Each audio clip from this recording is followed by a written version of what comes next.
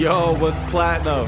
Hey, what's going on, everybody? I'm Rolo, I'm Tall Josh. and this is Pool House Vibes, Hey, the Pool House Vibes. where we talk about everything. And anything. Pool House Vibes, episode number 2. Episode numero deuce. We're here. Yeah, we are. What a wild weekend. Hey, so I think you went to the Chief Keef's concert, didn't you? Desert Drip, yeah. Desert Drip. Yeah, that was a trip. It was dope. I pretty much just busted out the kendama and started playing with the kendama. Kendama! Did you really? Yeah, the whole time. Yeah, people were like filming me. Like, it was hilarious. Like, it was cool though. It was cool. I felt like a superstar in the middle of the concert without having to be on stage. That's what's up. Did he play Don't Like? No. He didn't? All That's he played was Finito. Because it looked like you. It looks like you only recorded the one song. That's all he did. That's all he did? Yeah, that's legitimately all that Chief Keef came out and did was the one song. He only recorded one song. That's all or he did. Played one song, I should say. Not even say record, but he only played one song. Yeah, he just came out and played one song. It was a finesse, but I gotta give him. I gotta give the people, the promoters behind Desert Drip props because they delivered, bro. Everybody that they said was going to perform performed. You know what I mean? Like Tato came out, performed. Mozzie came out, performed. Chief Keef came out. How many He songs did one song, bro. He came out like, and it was just like, I'm a gorilla in the fucking zoo. Who the fuck is you? Like, just like, it just came out. Yeah. And then there was like, that. Then I guess some manager or some dude came on and was like, yeah, that gangway, yeah, talk to your people. All right, we're out this motherfucker. And that was it. Yeah, bro. Like, I guess I don't know. Like, in my opinion, somebody dropped the ball somewhere, but he didn't come out to like 140. Whoa, or 145, and it was like 3 minutes did the song, and that was it. Huh, interesting. But I mean, that's somebody who really knows their worth, at this point. Oh, of course. He's just like, I've gotten paid $50,000, $25,000, $100,000, whatever for a show. Yeah. I'm not about to be out here in the middle of the desert and fucking like give it my all, although that would be an admirable trait, but still, yeah, I could see where he's coming from. If once you reach a certain status in the hip hop game and the rap game. You know what I mean? You got to have a huge crowd. You got to have the promoters have to have the money right. Everything has to be there. But on the flip side, like just from the experiential point, everybody seemed to be pretty stoked because they were able to see Chief Keef. That was who they came out to see. They were able to see Mozzie. They were able to see Tato. So even if it was for only 3 minutes. Yeah, exactly. Yeah, they delivered. That's that. The bottom line is they delivered. So it was no Fyre festival, is what you're trying to say. is what you're trying to say. There's no Fyre festival. I see how you're sneaking this in there. Yeah, you like that? Yeah, I like that segue. Thank you. What would I be without you? Oh, good old Ja Rule. Man, I tell you, if that guy wasn't a con artist, he'd be in a Fast and the Furious movie. Oh wait, he was in a Fast and the Furious movie, wasn't he? It's funny in high school. We used to call him Drool. Really? Yeah, bro. I don't know why, but I guess that was during the time that 50 just demolished him in the landscape. Yeah. God, that guy was. I don't even know. I don't know if you can consider that guy good. Who? Ja Rule. I mean, as an artist, or yeah. There was a time where we were all singing a song, so yeah, there was a time that he was good. How many songs does he have? That's I can't even remember one song right now. Yeah, that was the thing. I always felt the vibe that he was kind of like, I don't know, he was trying to be Pac in a way where really? Yeah, I just felt that, that was just my opinion. And then because it was during the time where Pac passed away, and then all of a sudden DMX and Ja Rule kind of emerged out of that, and it was, you're right. It was interesting. It was like they both, but DMX carried like a much stronger vibe, Oh, yeah. Dog's gone. What you really want? Nah, baby. It's funny that they're still on social media. They're still using that Woodstock footage from Woodstock '99, like that time that everybody in the world came to the DMX concert because like Woodstock was huge. It was a huge thing. There was no social media then, so it was like TRL. You know what I mean? Yeah. That was our social media, and so obviously like that was a huge event. People like I don't know. If you go online, you could kind of just pull up footage, watch DMX do that exact song, and it looks like just a sea of people just And nobody since then has had that type of crowd. Hey, so going back to that Fyre Festival, did you watch the documentaries on Hulu and Netflix? No, I just You saw. didn't double dip? No, I just saw. I didn't double dip the chip. No, I just saw like previews on the internet. But So- I was actually during the time that the Fyre Festival was kind of rumored to be going, I was following it pretty heavily, and the thing that got me the most was people's complaints about their experience, and I was like, "What? These guys really pulled this off, or tried to pull this off?" Like, Yeah. it blew my mind. I was like, "Whoa!" So I think Instagram, it was either Instagram or Facebook, put it on my feed, like suggested it, something that I would be interested in seeing. Mm-hmm. And I had no idea that Netflix had their own. And so then I saw it. I think it was last Monday or something like that. I saw it and I watched the trailer and I was like, oh hell yeah, I'm gonna watch this. Mm-hmm. And so I watched it, and I think it was like the next day, I either heard or read that Netflix had one too, and I was like, wait, Dual what? documentaries. Yeah, and I was like, how the fuck are they gonna have two documentaries? And then I think what it was is because I read that guy wanted to get paid, McFarlane. He wanted to get paid like $250K, and I think Hulu paid him, and Netflix thought, this is probably not gonna happen because we don't want to support a guy who pretty much conned thousands of people out of their money. Right. And so anyway, I watched the Hulu one and I thought, nah, this is all right, this is good, And then I watched the Netflix and I was kind of in limbo as far as whose I liked better. I mean, it was the Whose same documentary about this flopped festival? right, about the same thing. And I feel like Netflix put more information out there about it than Hulu did. But at the same time, like, it was the same information. But what I got from Netflix was that the pilot had the idea of bringing cruise ships out into the middle of the ocean and then just like ferrying all these people back and forth to the concert. Yeah, Hulu didn't have that guy on theirs. Didn't have that bit of information. So there was a little bit of information that wasn't shared on both documentaries. For the listeners out there that may not know what we're talking about at all, there's this festival back in I think 2017 between like April and May. It's probably trying to compete with Coachella time frames. That there's a festival, a luxury music festival, huge air quotes. It was created with the intent of promoting the Fyre music booking app. There's an app that came out, and it was scheduled to take place around the time that I just listed on the Bohemian island of Great Exuma. Yeah. And there's different influencers like Kendall Jenner, Bella Hadid.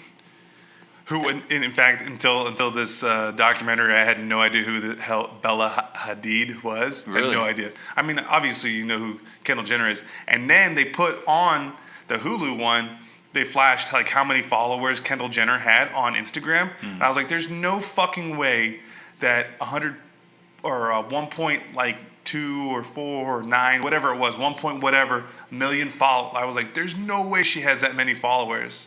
And while I was watching it, I Instagrammed and I searched her name because I don't follow her, and it was like I was like, what? Like, really? Like that many people follow her? Dude, the Kardashians, the Jenner, all these people, like I was surprised. no, I was heavily they've surprised. been in the game for a minute, like a cool minute, bro. Yeah. Like, yeah. And so in the Hulu deal, they tell you that in Hulu's documentary, they tell you that she got paid like $250,000 to post that orange square on Instagram that got everybody going and all the buzz going for this. Wow. For this music festival that they were trying to do. That's a come up. And I was on her like, part. damn, like, you're just going to drop $250,000 to this one person because she has like over 1 million followers. We're in the golden age of social media, dude. This is where it's at. Like right now, there's never in the history of humankind has, I don't want to say the average person, but yeah, the average person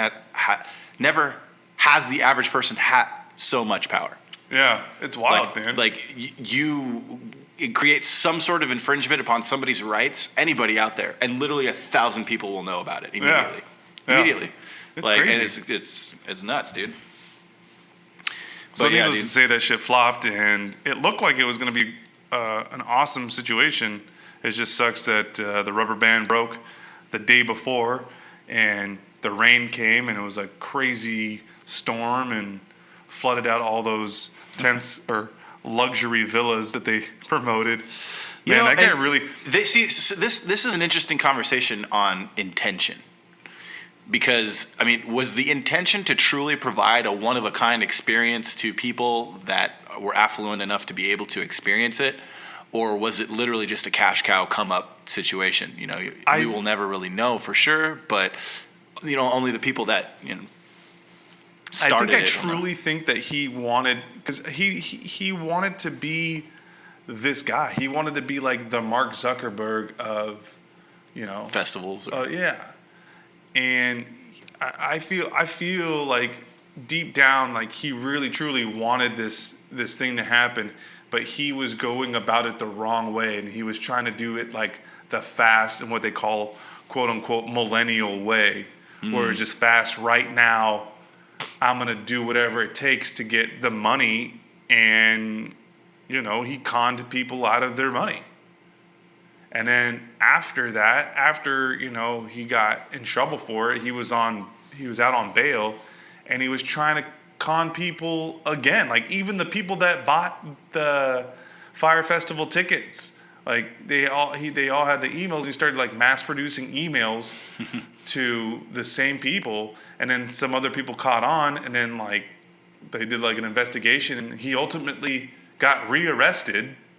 And then he literally played the Monopoly. He played Monopoly basically. In real life, yeah. Do not pass go. Do not collect $300, you know, or $200. And I find it so odd. And they gave him 6 years. They gave him only 6 years in federal prison. That's like halftime. That's like nothing. That's nothing. Right.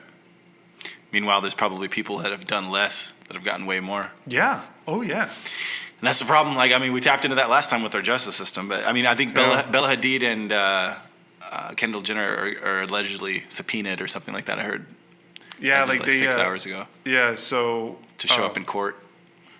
But that just a subpoena we have to be aware with sensationalized headlines in the media now, because all of a sudden now it's like, ooh, they're in trouble. Well, listen, if a promoter comes up to you about some sort of future event, right? And he says, you know, here's, you know, so much money because of the influence that you have.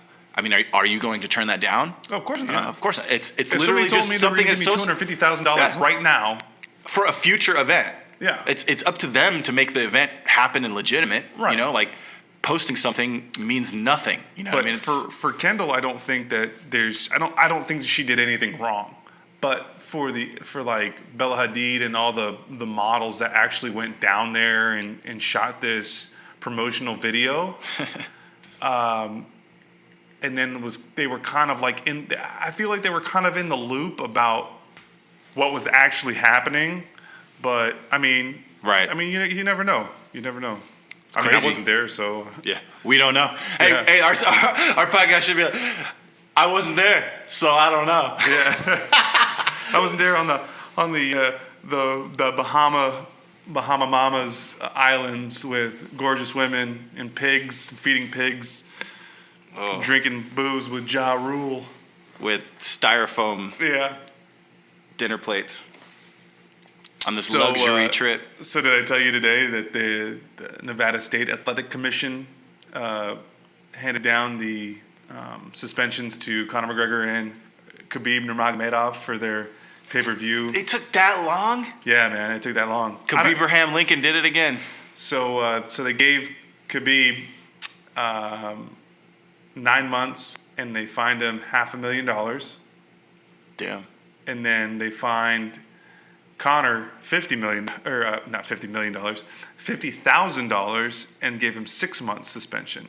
And so I forgot the wording on it, but but basically from when they were going to suspend them till the end of their suspension, it's already started. So their suspension's already started, basically. Right. So, excuse me.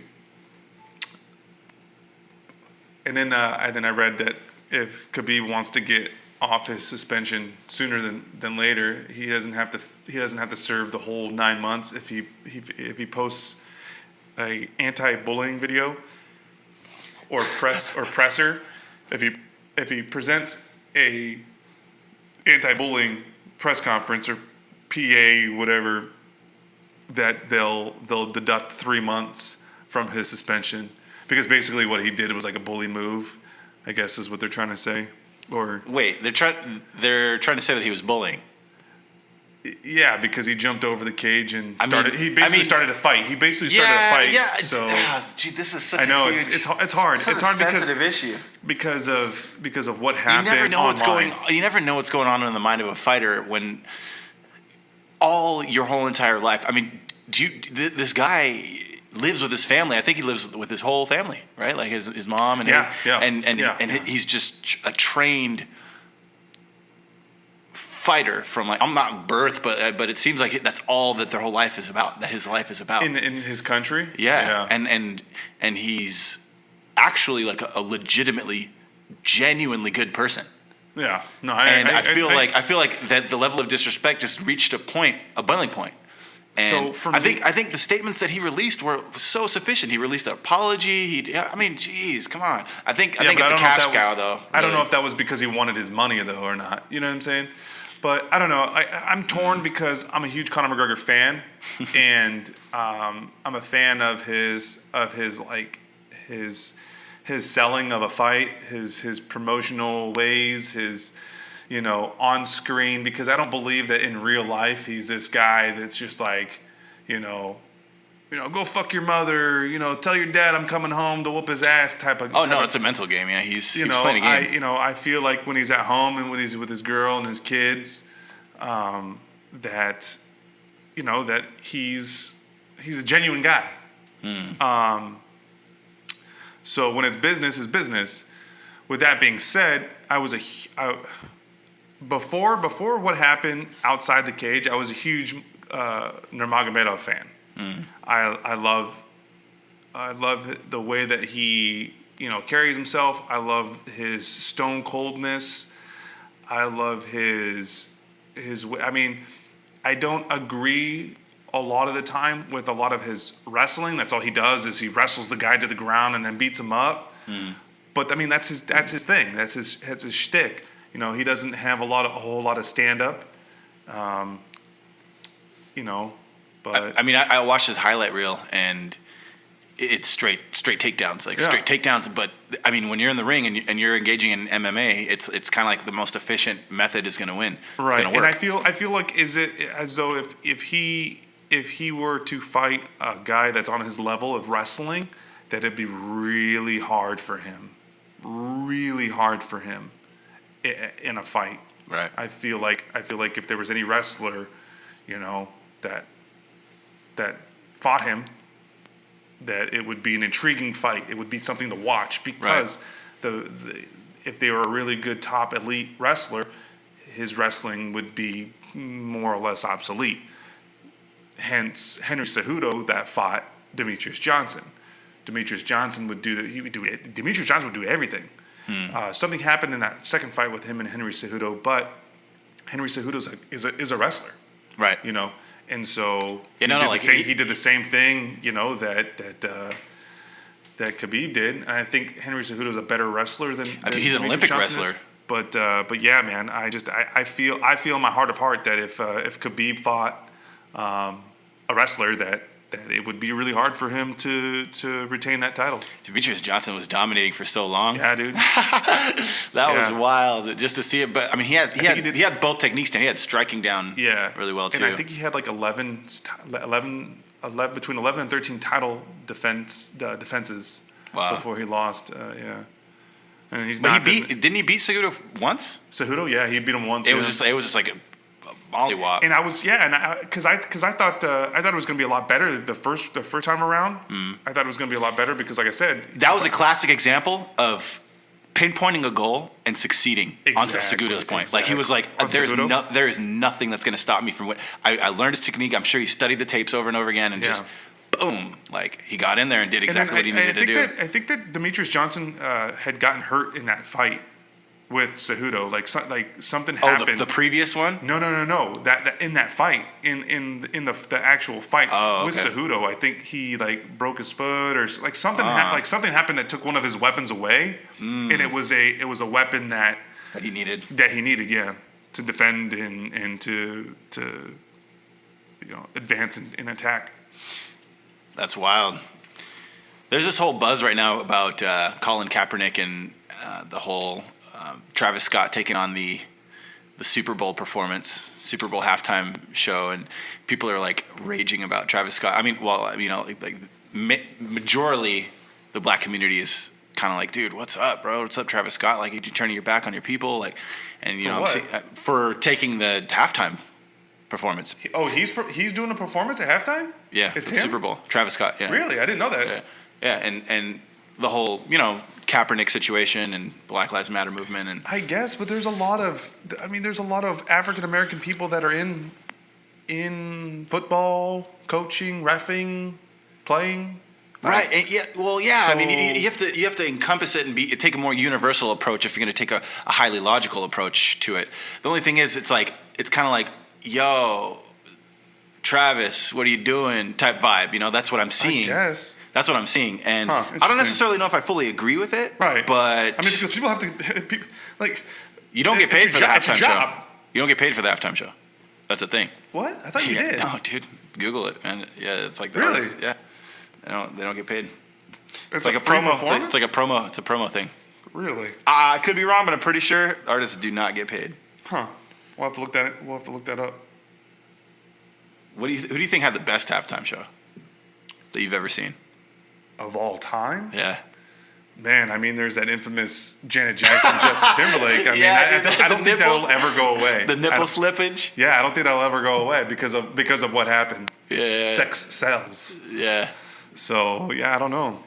That's a tough one because Prince did pretty well, I think. I was just looking up this USA Today article, kind of like as we were talking, and it's funny, the number one rated Super Bowl moment was, like you said, Justin Timberlake. Oh, yeah. And number 2, Purple Rain in the Rain. Freaking Prince, bro. Oh, yeah. That's crazy. Oh, for sure. Number 3 is when Beyonce turned a near fall into a dance move. Oh, yeah. And number 4 is when Michael Jackson just stood there, he opened up the show. I remember that. He just stood there. I don't remember that. I'll have to go back and look at that. I was super young when that happened, but yeah, I remember that, dude. I was like, that's funny. MIA flips off the camera. Oh, I remember Madonna. That. I remember that, yep. And then, dude, when Bruce Springsteen, when he did the power slide, and he crotch first into the camera. I don't remember that. That cracked me up, dude. I think that we had back and look at DVR that one back then, too. so we watched that a few times. And then I don't remember the other ones. But Lady Gaga's number 8. So she drops down from the stadium roof. Diana Ross exits in a helicopter. That's pretty wild. Really? Yeah. Jeez. She came through in a helicopter, bro. Yeah, so you're right. So it says here that I looked it up. It says official Lady Gaga is headlining the 2017 Super Bowl halftime show, but for a musician that earns $1.9 million per concert per night, what is she making for this one? The short answer, nothing. When Coldplay and Beyonce performed for Super Bowl 50, an NFL spokeswoman said the league doesn't pay the halftime artists. We cover expenses and production costs. So it's like they do pay them, but they don't at the same time. If they don't benefit from it, but it's like the biggest community service on the most grandest scale of all time. Right? That's not bad. Yeah, but I mean, it's you're definitely considered iconic if you perform that. And I think Travis Scott is weighing his options. Is he going to get another chance to perform at the Super Bowl? You know what I mean? So it says right here, so while Lady Gaga might not be getting paid for her performance, she'll get plenty of free airtime and promotion. I mean, last year 114.4 million people tuned in for the Super Bowl. Yeah, so, I mean, I don't know about you, but that's a lot of people watching her halftime show. Which is why I think homie's like, yup, I'm doing this. I don't know if I'll ever get another chance. Right. Regardless Because of half the how people, people like- feel about Kaepernick and, you know. And not only that, but they're saying this year that Chloe and Haley, I think I read. Cut that check. I have no idea who those people are. And now that they're going to be performing at the halftime show, I'm going to see who they are. And I'm going to, I guess, see it for free. Technically, I guess. I'm not paying for the Super Bowl. But There you are. You're paying in blood. I guess. I don't even know how much of it I'm going to even watch. I'm going to go help a buddy out this weekend and help him do a... That's this weekend? Yeah. This is super... Wow, Yeah. dude. I'm way tuned out of this whole... Yeah, Who's in the Super Bowl? I don't even know anymore. It's Is it Rams? The Rams and the Patriots. All I saw was YG. So, basically- YG on Instagram just lost his mind when the Rams won, and like I think he demanded. I think it was Baby, like Wheezy's, like little bit, or not Lil Baby, but Baby. I don't know if it was Lil Baby or Baby. I don't know. I don't even know anymore. But like he demanded cash. He was like, "Give me my money. Give me my money." Yeah. So basically, it's gonna be East Coast, West Coast. That's probably feud what, right there. That's probably what it's all about. Yeah. So it'll be interesting. A lot of people say that the Rams are gonna get whooped. I don't know. I'm rooting for the Rams. I'm not anti-Patriots, but I am anti. They get a free ride every year to the playoffs, and then it's on to from there. It's on to however well they perform against the elite of the AFC, because they have. And then people have argued with me that the Miami Dolphins and the Jets and the Buffalo Bills, but it's like they literally have 6 easy games. I mean, you play 17 games, okay? Okay. Or you have 17 weeks, and you only play 16 games.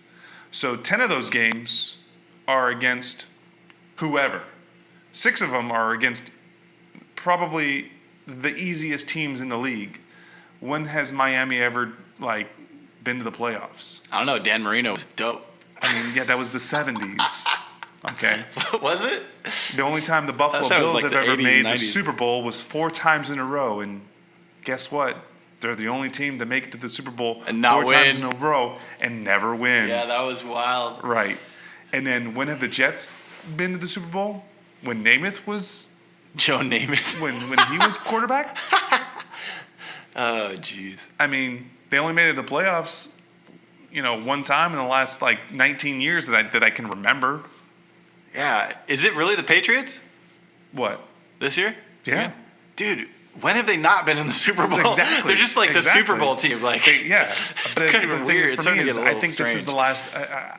I think this is the last. is Brady year. still quarterback? Yeah. I think this is going to be the last year for Belichick, Brady, and everybody.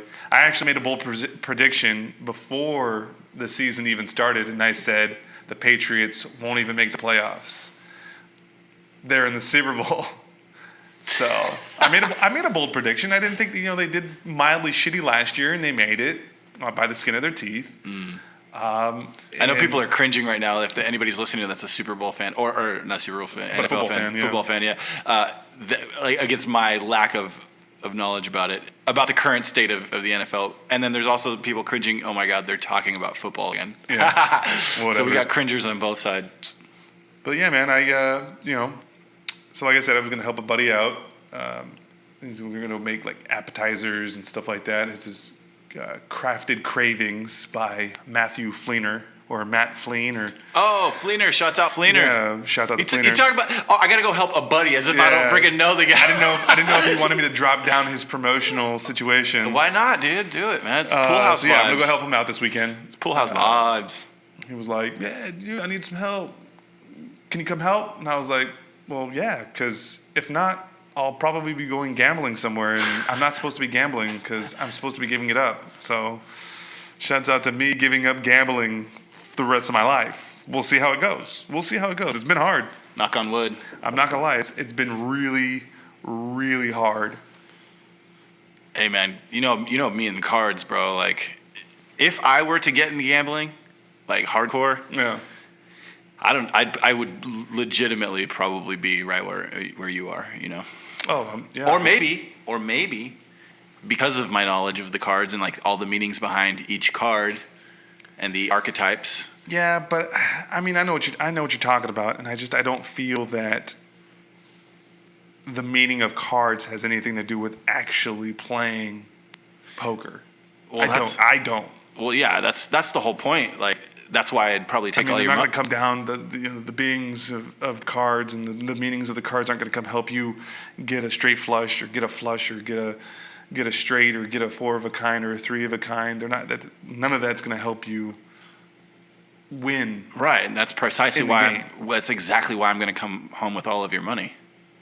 If you were to play me in the game. Yeah, that's never gonna happen, and it's not gonna happen ever. Really, we're never gonna find out because I'm barring myself from playing poker. I have a deck of cards in my pocket right now. If you're down to hey, I'll partake. play you some hearts. I'll play you some spades. I'll play you some gin rummy. I'll play anything that has nothing to do with gambling. Whew. Damn, I don't know. 2 of diamonds, not being able to gamble. It's tough. It's gonna be tough. Bro. It has been tough. But I'm doing it for my kid, man, and I'm doing it for my family. Yeah, I mean that's a noble cause. Yeah, they mean more to me than all the monies in the world.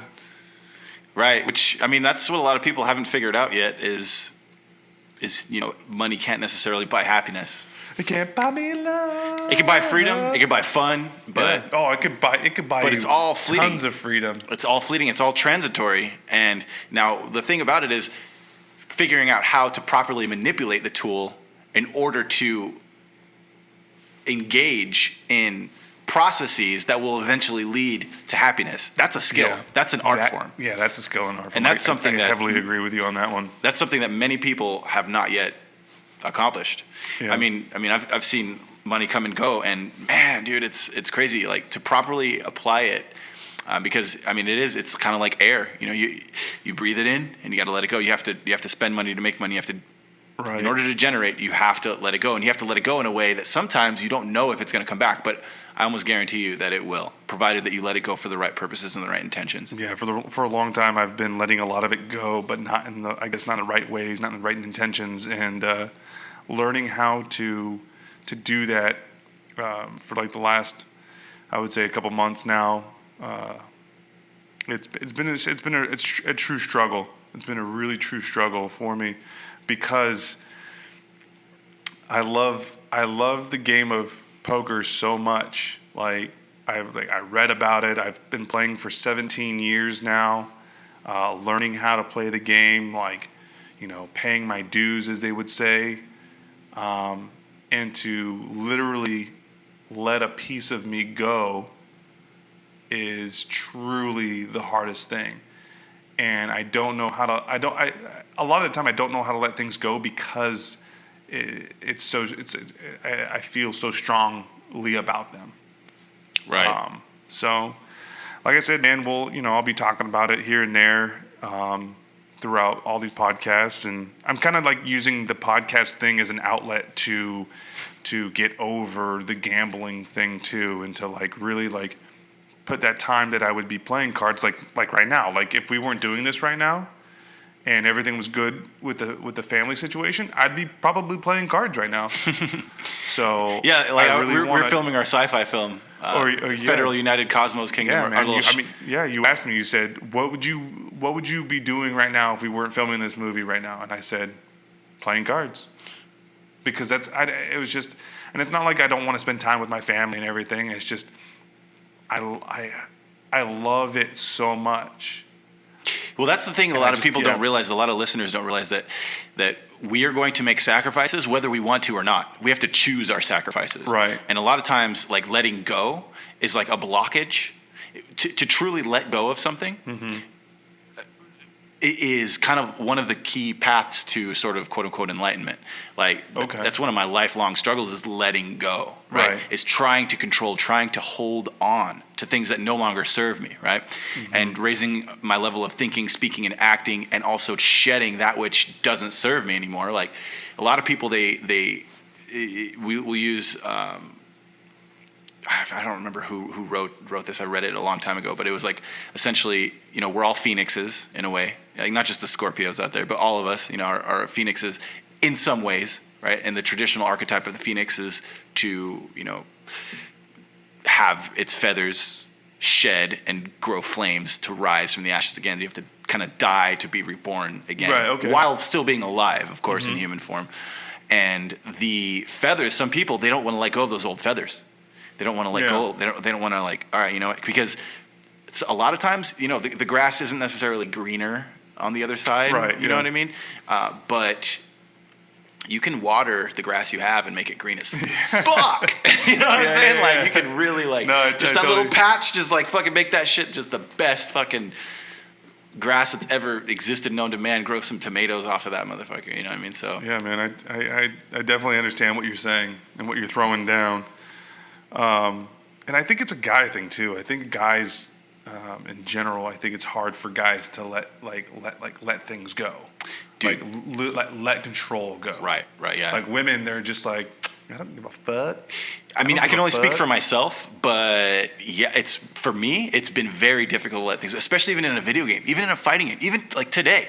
I've been playing, earlier today, I was playing some fighting games, or a fighting game. I think Brawlhalla, shouts out Brawl. It's a free Xbox game. It's just I just downloaded it in the game marketplace or whatever, and I got addicted to it. I was like, dude, this is intense haptic. Real frenetic combat against another individual that this is your minds. Once you grab control of the characters, it's just your mind versus their mind. And if somebody gains a slight advantage, I'm really good at it. I'll go out there and say I've spent months playing this damn shit, and I've got to the point where I'm good. Right. But if somebody gets an edge on me on one match, or if I get a slight distraction or something, all that is my fear of not being able to control or not being able to impose my will upon the other individual. And all these winning streaks that I have, but there's a loser in those, right? And when I'm the fucking loser, fuck that is so much. No, I totally agree. I think that's my ultimate thing is I hate losing. I don't know how to let, and I think that's I have a heavy thing in my gambling deal is that I don't know how to lose. Right. And since I lost that money too. So now I'm not only you have real world results, real world detriment that comes out of it. Not only am I losing money, but I'm also needing to learn how to lose, right? Right. And it's like the ultimate, I want to win, and then I need to win that money back too. And I think that's the ultimate deal for me is just I don't know how to be oh, I lost $10. Oh well, I lost as well. Oh well, I don't know how to do that. Yeah. I've for the longest time I've always felt the need to win. I have to win no matter what. I can sit here and I can tell you that nobody that I know ever wants to play a board game with me. Right. Ever. Right. Because I'm so competitive. Right. And you're passionately competitive. To win. Right. And so when we're sitting, you're sitting there playing, I was back east and I was playing a game, categories, and I went into it and I'm like, it's okay, man. If you lose, you lose. It's all right. I was telling myself mentally, and I was telling myself over and over again, don't worry, don't ruin this for not only your wife, but don't ruin it for the whole situation. Right, everybody in the room. Yeah, and so what ended up happening is everything was good. I was good. I didn't care that I was losing in points, whatever. And then my buddy's wife. The thing, I forgot what it was, but it was germs. Where would you find germs? And one of the categories Safety. was in a vending machine. And I was like, how the fuck are you gonna find germs inside a vending machine? So I was like, I'm not gonna give you those points. No, that's not gonna happen. And so then it came down to things that start with an S at a picnic. And you get double points for double S's or, triple points for triple S's. And spaghetti squash came into my head because my wife loves spaghetti squash. Like she makes, and I don't like it. I think it's disgusting. But you know, she says, you know, so I put spaghetti squash as my deal, and then his wife and I think my wife gave me a bunch of shit for saying like. They were like, who the fuck is going to bring spaghetti squash to a picnic? And I was like, first of all, it's a food, okay? And you know who would bring spaghetti squash to a picnic? My wife would, because she loves spaghetti squash. So, and then she was like, I wouldn't bring that. It's cold. Ooh, and I'm like, it doesn't mean anything. It doesn't mean anything. The point is that spaghetti squash is a real thing, and yeah, it would be at a picnic. Right. If I wanted to bring fucking spaghetti squash tomorrow to a picnic with my wife, I would. Right. So I got heated about it, and that's when they were like, all right, game's over. And I was like, fuck. Like, how's the game over because of me? But yet, like, what? When you called them out on the vending machine, it was... Yeah. See, here's the thing. You just recounted intense details about that event, right? Yeah. So that says a lot about your attribute of being able to draw extremely fine distinctions and engage in relatively decent pattern recognition, right? So you're able to... I almost guarantee you that if you were to ask any of them what happened, like the details of what happened in that way, they won't know. Why? Because they don't have the need to win in the way that you do, like innately possess. So if they ever listen to this, I would love to play a board game again, and I will try to keep it kosher and keep it clean and keep it cool. In learning, you know, within learning how to get over gambling and getting over, you know, the need to win and you know, as we get older, as we get older, we naturally get calmer when it comes to those types of things. You know, we accomplish more real world goals, and you know, there's that ticker in our brain that counts our status, you know, in society or in life. And, you know, as we climb up the quote unquote social ladder or whatever the hell you want to call it, we are somewhat rewarded, or pull the Jim Carrey route where we care less and less about the social ladder, you know, and more about the meditative, like, oh dude, Earth is Earth, and like the trees are amazing, and, you know, why like, we don't need to be doing all the things that we need to be doing. And, you know, it's just a pattern of tetrahedrons that are revolving around, you know, whatever. And so we're not going to go that deep into things, but the thing about it that I'm kind of trying to say is, as we progress in life, we kind of shed those tendencies. Right now, though, you and I, we're kind of both kind of in the prime of our life, in a way you could say, and we're both very competitive people. That's why when we argue, sometimes we just like all right, look, I'm just gonna get my point across, and like I understand what you're saying, but what you're saying is not like what I'm saying. And no, dude, this is just the way it's gonna be, and all it is just a desire to win for the sake of winning.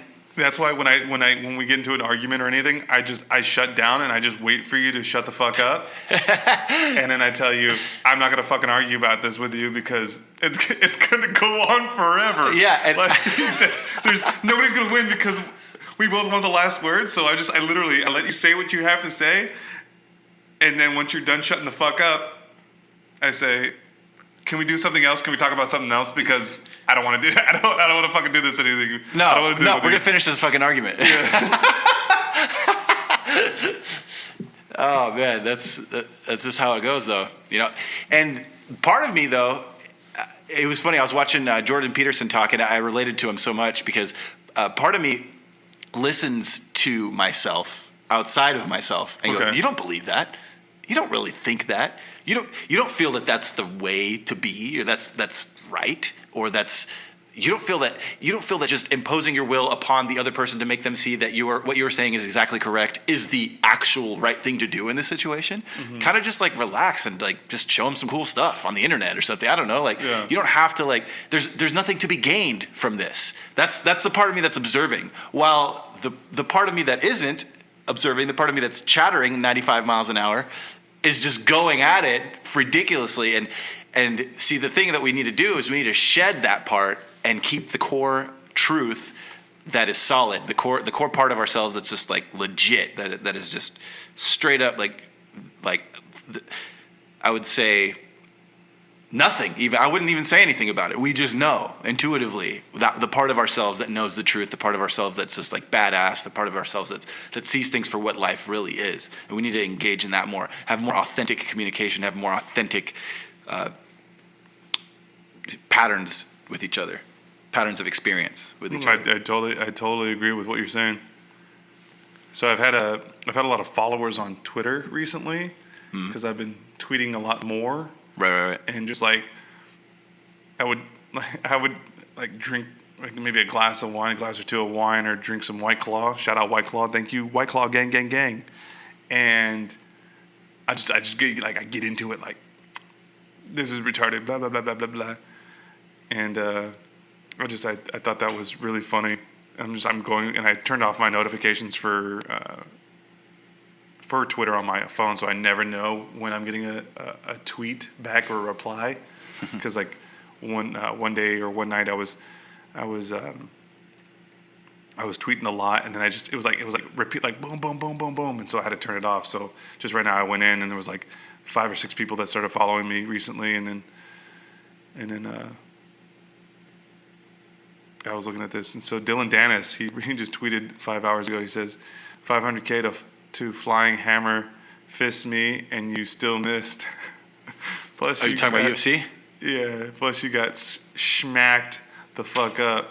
So that was the reason. That was also another thing to go back to that. That was also the reason why he got out of the ring and did that, was because Dylan Dennis was talking shit online. And Baby shark do do do do do do. Baby shark do do. And Dylan Dennis, I think, threw up some like what's up or whatever to Khabib, because Khabib like got all pissed off and like was like, yo, like what's up? Like your boy just got fucking choked out, wrestled to the ground and choked out, and you're his wrestling coach. Like what the fuck's up? And then I think I think that Dylan Dennis told him like come on or something like that, because I never saw any like why Khabib like reacted the way he reacted, but I'm pretty sure Dylan Dennis baited him to come out, and well, the rest is really pretty much history. UFC, it's a wild ride in there. Yeah, man, I love me some. Can you UFC. imagine being in the octagon? No, I think my nerves would be too extreme. It's the most intense form of competition that I could think of, period. Like, are you able to impose your will upon me or not? Like, I mean, what happens when in sports two opposing teams or two opposing opponents, whatever, engage in the sport, right, and something goes wrong? Right. And there's tension, and there's there's rules that were broken, or there's egos. What happens? And even I'm asking you genuinely. Fights, right? Right. Yeah. Fights happen, right? And we just talked about it last podcast, like hockey, and I mean, but even basketball, you see it. Every sport, you see it. Baseball, boom, the dugout. Everybody just rushes out of the dugout. Yeah.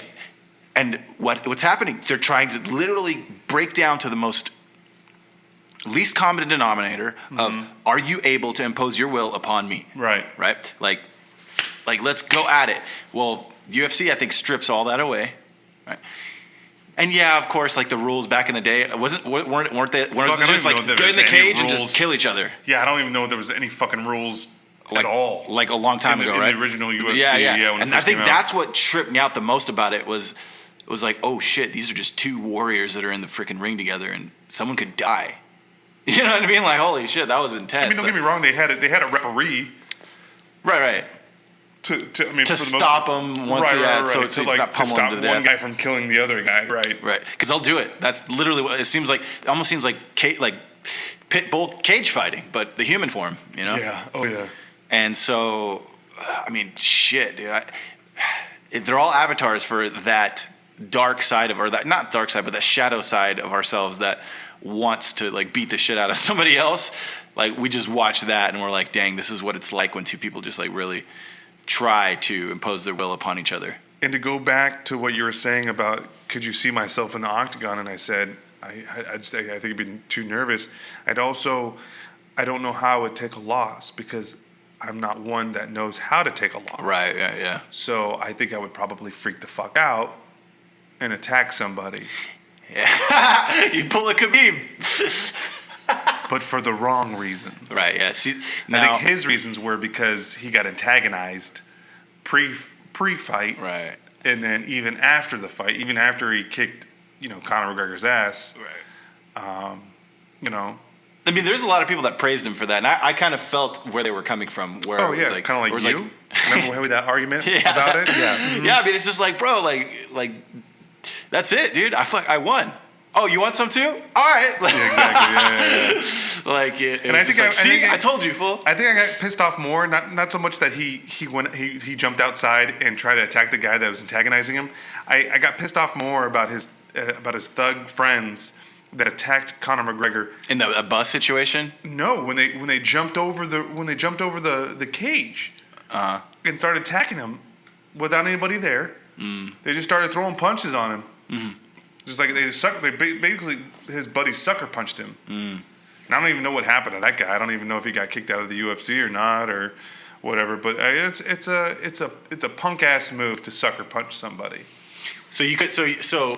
I think that's part of growth though, is being able to take losses because eventually you're gonna win if you take enough losses. You'll eventually win. It's a numbers game. I had a couple questions I wanted to ask you just to gauge your mind about some things. Yeah, like go ahead. When you're older, what do you think kids are going to ask you to tell stories about? Man, that's a really good question. I don't know. Because think about like the times that we are. What do you think the biggest, like kids would, I don't know. So for me growing up and being younger, and this was only like 15 years ago, but like learning like the history of like the World War I and II and Vietnam War and stuff like that, I always wanted to like talk to those older people and be like, what was it like then? Mm-hmm. What was it like not having TV, listening to the radio? Kind of like how people are doing now when they're listening to us. Right. What did you do then? How did that feel? And even though in my mid 30s now, I still want to know what or how people feel, even about those moments in their life. Like I still want to know their thought process, if they were over there, how they felt about it. Like my grandpa, he was in the Vietnam War. He went over there twice. Right. And he doesn't like to talk about it. Every time I see him, which is not a lot because he doesn't like to fly, I talk to him and I try to get a little bit more information out of him because once he dies, that information's gone. I know. Yeah, I was in the hospital with my mom yesterday. Fortunately, everything's okay. Right. It was just a muscular issue. Like, that was a stressful situation. But I was talking to her and I asked her. We started talking about our history. Because we come from Austria and Vienna, our family, and she revealed to me that my great grandfather, her grandpa, had a villa in Vienna that was taken over by the Nazi regime. Oh, is that right? And and they ended up making that villa in Meidling, and they ended up making that villa, the whole entire section of villas, like one of their headquarters, and we couldn't. And I was like, wait. So and after the war, they never gave it back. Once they took the property, that was my great grandfather's cue to be like, we got to jump ship. We got to get the fuck out of here. So he luckily, because he was Jewish, he went to Italy and survived. I don't know how the fuck he survived in Italy because. Well, Mussolini, he had to contend with that, but he survived. But I guess Mussolini was out there trying to fucking kill all the Jews too. The conditions in Italy were vastly superior than. What you're trying to say is they didn't have any concentration camps in Italy? Well, Austria welcomed Hitler and to come back during that time. It was like a huge mistake, obviously, but Yeah, big time. My grandfather, went. I think, and his brother went to, I think Sweden or Switzerland. I don't remember the story exactly, but the most interesting thing was after the war was over, they got restitution. It was like, oh, we're sorry. So they gave him, a government subsidized building and then a tobacco shop. And so he was able to sustain. My family was able to sustain ourselves through that. But it was kind of your grandpa's what you said. my grandpa. Okay. Got a place Wow, that's and crazy. a shop. Tobacco shop and everything. Wow, that's nice. Nice little setup. Well, I mean, it's kind of like, sorry for completely destroying your home world and freaking raping and pillaging everything. Here's a few amendments that hopefully make up for, out of what we have left. Right. But they never got that villa back, and I was like, dang, just those stories, they're so visceral, right? And they're so so real, and it was just like that was a time where like atrocities were happening just for the sake of atrocities to happen, in a way. So going back to what you asked, I don't know what stories I would I guess I would have to wait like another 20 years to like really like, because that'd be like what, in my 50s, my early to mid 50s when I would like asked, what'd you do? I'd probably talk about like VHS tapes and cassette tapes.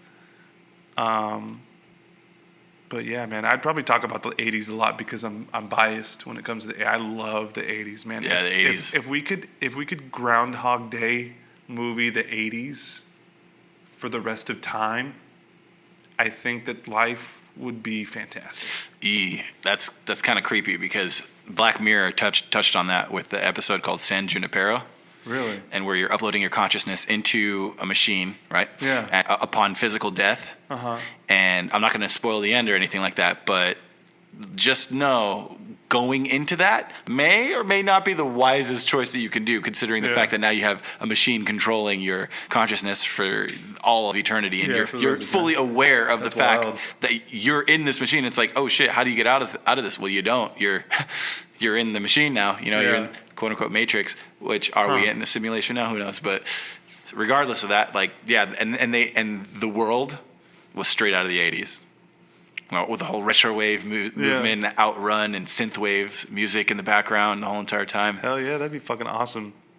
I don't know what it is about the 80s and the 80s feels and the music and everything that they did. I feel during that time there was so much more optimism. Yeah, I mean, I guess. Yeah, there was a lot of optimism of what could be. Yeah, what could be. Yeah, and there's like I feel like there's more free time, or there's more, I don't know. There's just people were making more. People were making more money. That's pretty much what it boiled down to. At least in the United States. The Star Wars thing going there too.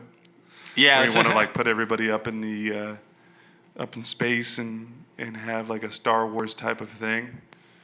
I mean, I'm not against that. I mean, that'd be fantastic. Oh wait, Donald Trump's already doing that. Sorry. Now Elon Musk is making more strides than Donald Trump. Yeah, but So is Richard Branson with shouts out Virgin Galactic. Hey, so you put me onto that Joe Budden podcast recently, and we haven't even talked about that. About how like he was the saying time that he traveling wrote a Trumps book about, huh? Oh no, go ahead.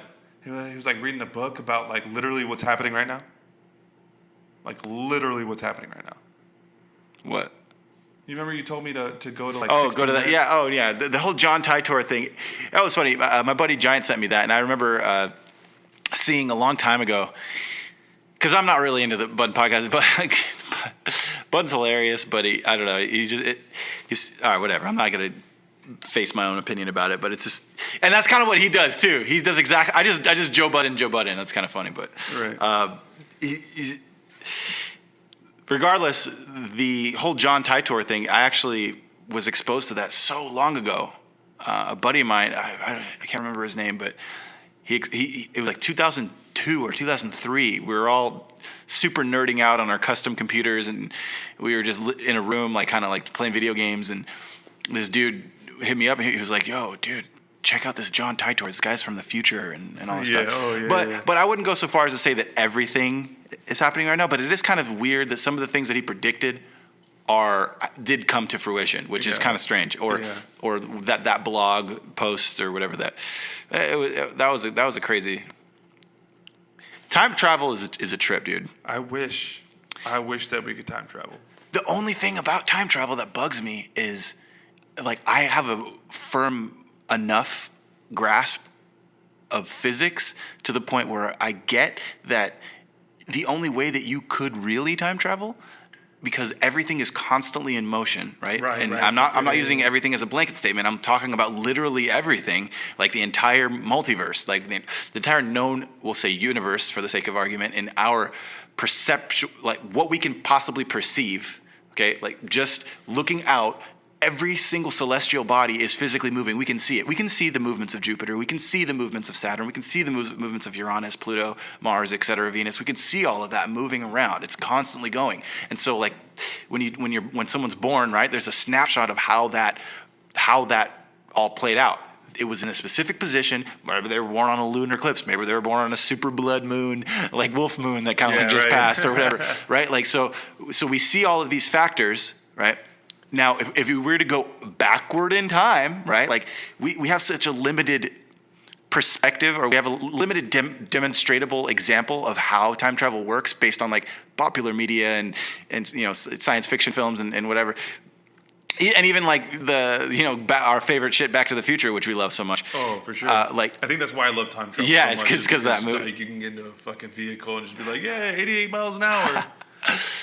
yeah, and that's a simplistic explanation for it. But I've gone so deep into my thought process about it. Like, okay, so wait, you would literally have to move every single atom backward in order to recreate the exact conditions that existed in the time that you want to go to.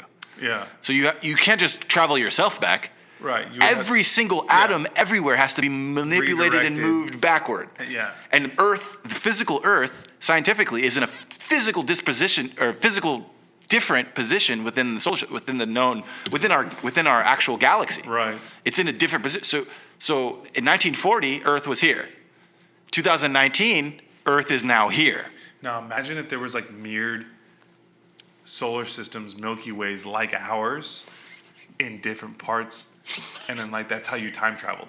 Like, Well, that's right, yeah. Like you travel through time, through space, to another solar system, basically. That is on the same exact path with all the same exact conditions as ours, just a little bit farther back or a little bit farther forward.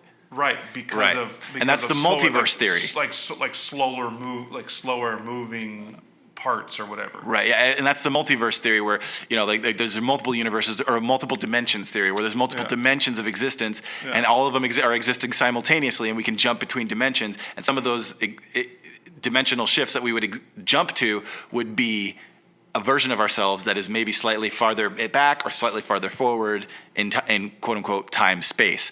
That's a good theory. So imagine if you died on this system and you wake up in another one. Right. Right. Dude, how crazy. And that's what but it doesn't even matter what you are. You could be like a bird, you could be a dog, but when you ever had those, like, weird moments where, like, you're hanging out with, like, the pet, and the pet just seems to be like somebody you know, Yeah. or they're, like, interacting with you like very comfortably, very familiarly. Yeah.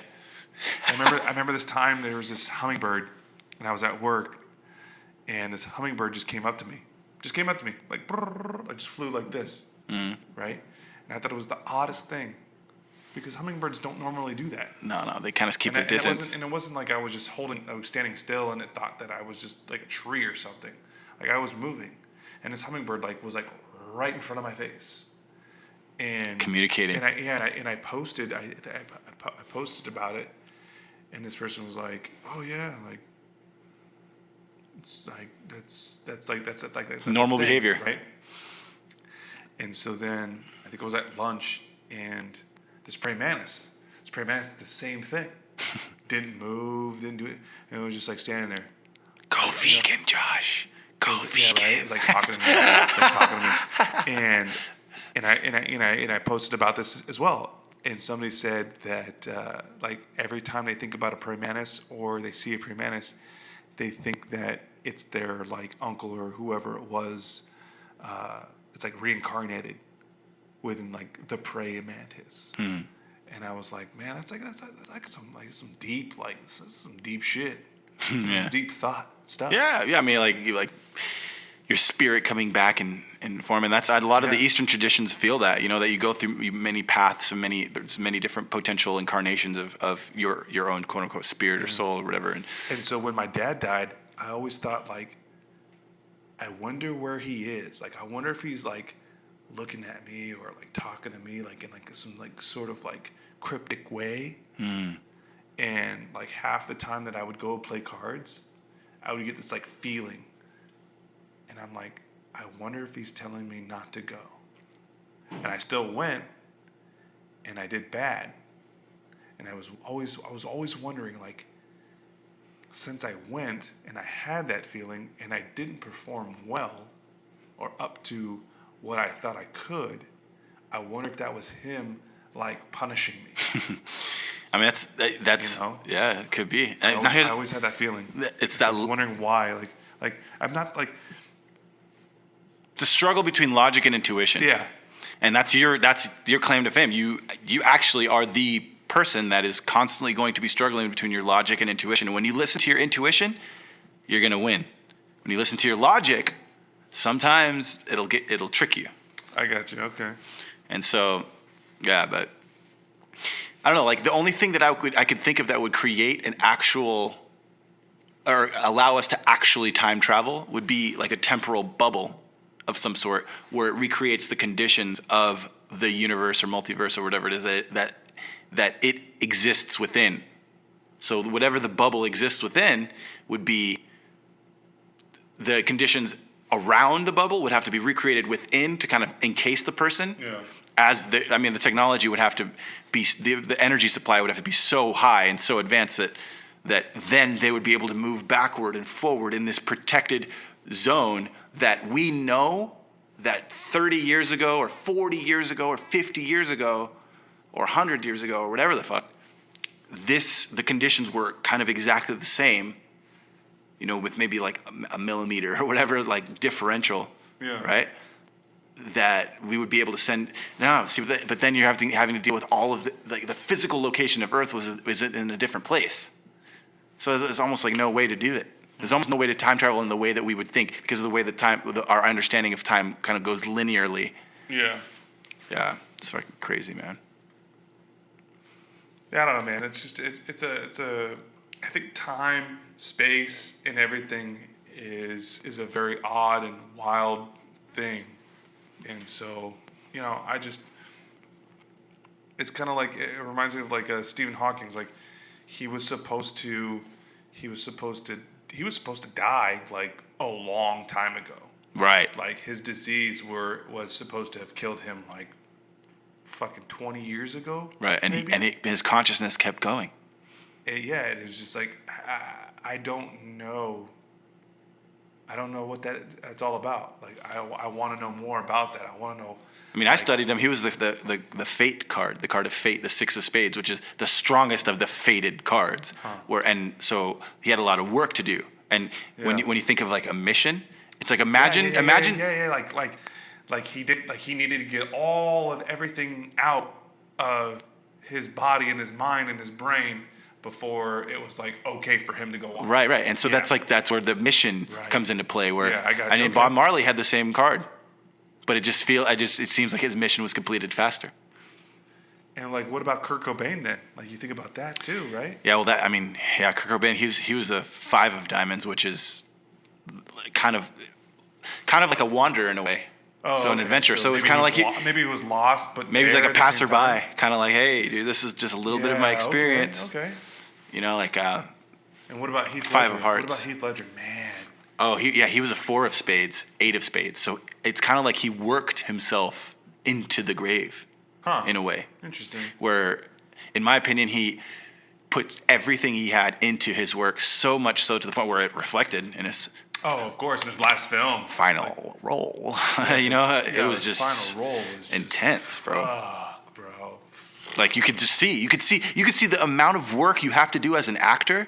Yeah. To become a character. Yeah. He embodied. Yeah. the character so much so to the point where I feel it ended his life. But A lot of people say that, and a lot of I was reading this, or not reading. I saw this documentary on Netflix, and it was an interview with his dad, and his dad said the same thing. His dad said like he embodied that character so much, like he got into that character so much that he had to start taking all these medications because he started feeling and seeing weird things.